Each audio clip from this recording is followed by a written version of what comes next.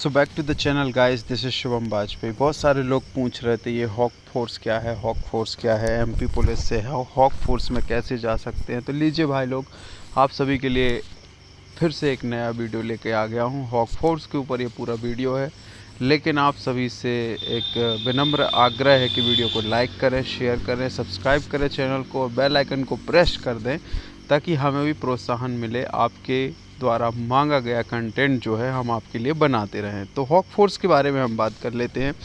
Hoc force शब्द जो है लिया गया है हॉक शब्द से। हॉक का अर्थ होता है बाज। बाज अर्थात तेज़ नज़र रखने वाला पक्षी है। तो इससे प्रेरित होकर इस फोर्स का नाम रखा गया है। मध्य प्रदेश पुलिस की स्पेशल यूनिट है जो नक्सल प्रभावित क्षेत्रों में काम करती है। मध्य प्रदेश के विशेषकर मंडला, बालाघाट, डिंडोरी जैसे ज़िलों में नक्सलवाद को कम करने के लिए इस यूनिट के द्वारा काम किया जाता है। ठीक है। हॉक फोर्स में नियुक्ति कैसे होती है, मतलब कौन व्यक्ति हैं वो जो हॉक फोर्स में जा सकते हैं। क्या आप डायरेक्ट हॉक फोर्स में जा सकते हैं क्या, या आप एमपी पुलिस में होने के बाद। तो हॉक फोर्स में नियुक्ति केवल उसी की हो सकती है जो एमपी पुलिस में हो। डायरेक्ट रिक्रूटमेंट जो है हॉक फोर्स में नहीं होता है। ठीक है। अब पूछेंगे कि इसके लिए कुछ स्पेशल क्वालिफ़िकेशन की भी आवश्यकता होती है अथवा नहीं। तो हॉक फोर्स में प्रतिनियुक्ति के लिए मापदंड है, उनको हम यहाँ पर डिस्कशन कर लेते हैं। अब यहाँ पे प्रतिनियुक्ति शब्द इसलिए यूज़ किया गया है क्योंकि ये रिज्वाइनिंग है। प्रतिनियुक्ति का अर्थ होता है कि फिर से नियुक्ति, मतलब आपकी नियुक्ति तो ऑलरेडी हो चुकी है एमपी पुलिस में, लेकिन ये अगर एमपी पुलिस में ही नियुक्ति नहीं हुई होती तो उसे हम नियुक्ति कहते, लेकिन एमपी पुलिस में नियुक्ति होने के बाद एक यूनिट में नियुक्ति हो रही है, इसलिए हमने इसको प्रतिनियुक्ति कहा है। तो हॉक फोर्स में प्रतिनियुक्ति के लिए मापदंड की अगर हम बात करें तो आरक्षक जो है 30 वर्ष की आयु पूर्ण करने से पहले तक जो है हॉक फोर्स में जा सकता है। उसके साथ हम बात करें प्रधान आरक्षक की, तो प्रधान आरक्षक के लिए भी मापदंड है। प्रधान आरक्षक 43 ईयर्स तक जो है हॉक फोर्स में जा सकता है। सहायक उपनिरीक्षक मतलब एएसआई की अगर हम बात करें तो 48 ईयर्स तक जो है हॉक फोर्स में जा सकता है। उपनिरीक्षक की हम बात करें तो 40 ईयर्स तक हॉक फोर्स में जा सकता है, और निरीक्षक लेवल की हम बात करें तो 48 ईयर्स तक इसमें जा सकता है। बाकी डीएसपी, एडिशनल एसपीस और एसपी की जो रिक्रूट होती है वो डायरेक्ट होती है, डायरेक्ट पोस्टिंग होती है। ठीक है। शारीरिक प्रवीणता टेस्ट परीक्षा होती है इसमें लिए। तो शारीरिक प्रवीणता टेस्ट जो है 5 विधाओं में होगी। प्रत्येक विधाओं के लिए अधिकतम 10 अंक दिए जाएंगे। अर्हता के लिए प्रत्येक विधाओं में न्यूनतम 5 अंक प्राप्त करना अनिवार्य होगा। मतलब सब में आपको 5 अंक प्राप्त करने पड़ेंगे। ठीक है। इसमें 5 किलोमीटर रनिंग होगी, प्रीटी ड्रेस वाली, खाली हाथ 25 मिनट में अगर 35 वर्ष से कम उम्र के हैं तो, और 35 वर्ष से अधिक उम्र के हैं तो 30 मिनट में पूरा करना होगा। चिनअप की हम बात करें तो 6 करने पड़ेंगे 35 वर्ष से कम उम्र है तो, और ज़्यादा है तो 4 करने पड़ेंगे। सेटअप की बात करें तो 40 करने पड़ेंगे 35 वर्ष से जो कम उम्र वाले हैं, और ज़्यादा वाले हैं तो 30 करने पड़ेंगे। पुशअप की हम बात करें तो 30 करने पड़ेंगे 35 वर्ष से कम उम्र वालों को, और 35 वर्ष से ज़्यादा उम्र वालों को 25 करने पड़ेंगे। ठीक है। उसी प्रकार 5 मीटर शटल होगी 1 मिनट में, तो उसको लिए 15 मिनट में 15 शटल करनी पड़ेंगी, और उसके बाद जो है 35 वर्ष से अधिक उम्र वालों को 12 शटल करनी पड़ेंगी। ठीक है। अब होती है चांदमारी। चांदमारी क्या होती है, सबसे पहले तो अपने आप में यही एक लोगों को सवाल है। तो चांदमारी हम कहते हैं, चांदमारी मतलब फायरिंग कैपेबिलिटी जो है चांदमारी की परीक्षा होती है। कौन कितना अच्छा फायर करता है, किसका कितना अच्छा निशाना है, उसका भी टेस्ट होता है। तो एक SLR राइफ़ल होती है, और इंसास तो या SLR से होगा या इंसास से होगा। ज़्यादातर अब इंसास यूज़ होने लगा है। तो इंसास या SLR एवं या AK-47 से जो है हथियार से फायरिंग करवाई जाएगी। फायरिंग के पूर्व जीरोइंग कराया जाएगा। जीरोइंग के बाद ही जीरोइंग के बाद ही 2 स्थितियों में फायरिंग करवाई जाएगी। फायरिंग में टारगेट B के बुल काले हिस्से को हिट करने पर प्रत्येक हिट पर 2 अंक दिए जाएंगे। टारगेट के अंदर शेष भाग में हिट करने पर 1 अंक दिया जाएगा। मतलब अगर बुल में मारोगे, मतलब जो एक ब्लैक पॉइंट होता है वो बुल कहलाता है। अगर आप बुल में मारोगे तो 2 नंबर मिलेंगे, और आउटर कॉर्नर, नेक, पाए और उसमें मारोगे तो 1 अंक मिलेगा। जब आप ट्रेनिंग कर लोगे तो ये सारी चीज़ें अच्छे से समझने लगोगे। फायरिंग के दोनों पोजीशन की विधाओं में 20-20 अंक होंगे। ठीक है। ये हो गया पॉइंट। उसके बाद रेंज कितनी होगी तो 200 गज की रेंज में होगा और 100 गज की रेंज में ये फायरिंग पोजीशन होगी। AK-47 100 गज की होगी और 200 गज में जो है आपके टारगेट फिगर बी के साथ टारगेट SLR और इंसास में होगी 200 गज में, ठीक है। 10 राउंड फायरिंग होगी। तो ये सारा क्वालिफ़िकेशन है जो ऑफिशियल है। उसके बाद हम बात कर लेते हैं हॉक फोर्स में पदस्थापना के क्या लाभ हैं, जो आपको क्या लाभ मिल सकते हैं।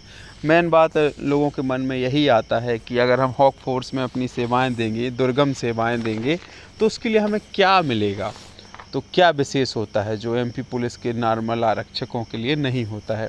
तो हॉक फोर्स में यहाँ पे देख लेते हैं, प्रॉब्लम कर रही है PDF।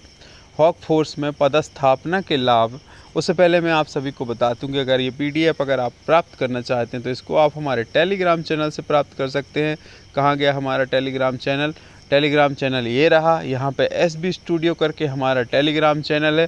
टेलीग्राम चैनल में SB स्टूडियो के नाम से हमारे 1151 मेंबर हैं। वहाँ पर आप जुड़ जाइए और यहाँ से जो है आप ये PDF प्राप्त कर सकते हैं।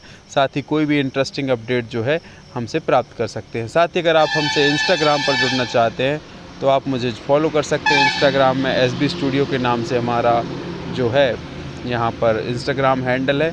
यहाँ पे SB Studio/276 करके इंस्टाग्राम हैंडल है। यहाँ पे आप हमको ज्वाइन करके जो है फॉलो करके आप डायरेक्ट DM कर सकते हैं। डायरेक्ट DM से मतलब होता है कि आप मुझे डायरेक्ट मैसेज कर सकते हैं।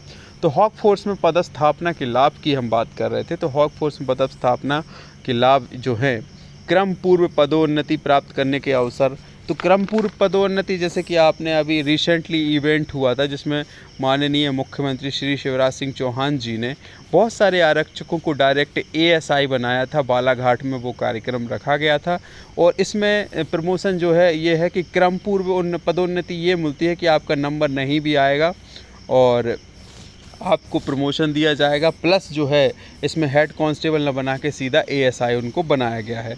वीरता पदक प्राप्त करने का अवसर होता है, प्लस इसमें 2 वर्ष की सेवा अगर आप पूर्ण कर लेते हैं तो दुर्गम सेवा पदक आपको दिया जाता है एवं भारत सरकार का आंतरिक सुरक्षा सेवा पदक प्राप्त करने का अवसर होता है। अब ये सभी को नहीं मिलता, उसमें भी जो अच्छी सेवाएं देते हैं तो उनको ये पदक भी मिलते हैं। मध्य प्रदेश की किसी भी इकाई में आवास लेने की सुविधा होती है, मतलब आप कहीं भी अपना किसी भी यूनिट में किसी भी ज़िले में जो है शासकीय आवास अपना ले सकते हैं। और उसके साथ ही हॉक फोर्स से मूल इकाई वापसी उपरांत, मतलब जब हॉक फोर्स से आप मूल इकाई में जाएंगे 5 वर्ष की सेवाएं देके, तो उसमें जो है हॉक फोर्स से मूल इकाई वापसी सेवा उपरांत 3 वांछित पदस्थापना इकाई परिवर्तन की सुविधा। मतलब आप 3 बार जो है अपने मन की पोस्टिंग ले सकते हैं और 3 बार जो है अपना ज़िला बदल सकते हैं। ये ऑप्शन होता है, ठीक है, जो हॉक फोर्स में सेवाएं दे देता है, ठीक है।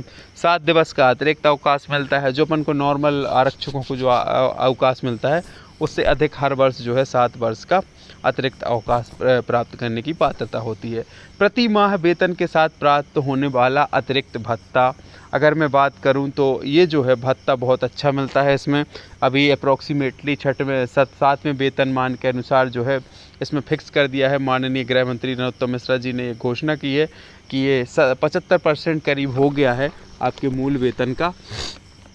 तो मान के चलो मैं आरक्षक लेवल पे अगर सैलरी की बात करूं कि उदाहरण के तौर पे अगर नॉर्मल आरक्षक की सैलरी 20 से 22 हज़ार रुपये है तो हॉक फोर्स में यही सैलरी 60 से 70 हज़ार रुपये हो जाती है, क्योंकि 20 हज़ार रुपये एक्स्ट्रा अलाउंस उसको मिलते हैं और भी सुविधाएं मिलती हैं। तो 50 हज़ार पकड़ के चल लो कांस्टेबल लेवल पे आपको मिलेगा। फिर जैसे ही आपकी रैंक बढ़ती जाएगी तो आपका जो वेतन है बढ़ता जाएगा। यहाँ पे एक उदाहरण के तौर पे दिया गया है, लेकिन ये 2018 के हिसाब से उदाहरण दिया गया है। 4 साल में DA भी बढ़ गया है और परसेंटेज भी बढ़ गया है। तो यहाँ पे जैसे यहाँ पे समझा के बताया गया है कि अगर जैसे आरक्षक का वेतन बेसिक पे 21,900 है और तो उसकी सैलरी जो है 50,700 बन जाती है। तो ऐसे हिसाब से ये जो है काम करता है। उसके बाद हम बात कर लेते हैं, ये तो हो गई वेतन की बात, जो कि हॉक फोर्स में बहुत अच्छा खासा वेतन जो है आरक्षक प्राप्त करते हैं। उसके बाद हम बात कर लेते हैं कि इसमें जो है ग्रेड पे जैसे ही बढ़ता है उसके हिसाब से आपका वेतन बढ़ता जाता है और भत्ते जो जैसे आपका DA बढ़ता जाता है वैसे आपके भत्ते बढ़ते जाते हैं। तो वेतन को लेकर निश्चिंत रहिएगा। 60 से 70 हज़ार वेतन इसमें कहीं नहीं गया। अगर हम अधिकतम समय अवधि की अगर हम बात करें तो अधिकतम 5 वर्ष की सेवाएं जो है आप हॉक फोर्स में दे सकते हैं। उसके बाद जो है आपको आपकी यूनिट में वापस कर दिया जाता है। ये सेवाएं जो हैं आप हॉक फोर्स में देकर इतने अतिरिक्त लाभ उठा सकते हैं। थोड़ा सा रिस्क भी रहता है, क्योंकि रिस्क फैक्टर है तभी तो इतने लाभ हैं, क्योंकि अगर ये रिस्क नहीं होगा तो इतने लाभ कैसे होंगे। तो नक्सल प्रभावित क्षेत्रों को माओवादी अलगाववादियों का सामना करने, दुर्गम क्षेत्रों में रहकर ड्यूटी देने के लिए, सेवाएं देने के लिए जो है आपको ये एक्स्ट्रा लाभ दिए जाते हैं। अगर ये जानकारी जो मैंने आपको दी है अच्छी लगी हो तो वीडियो को लाइक, शेयर, कमेंट, सब्सक्राइब करना ना भूलें।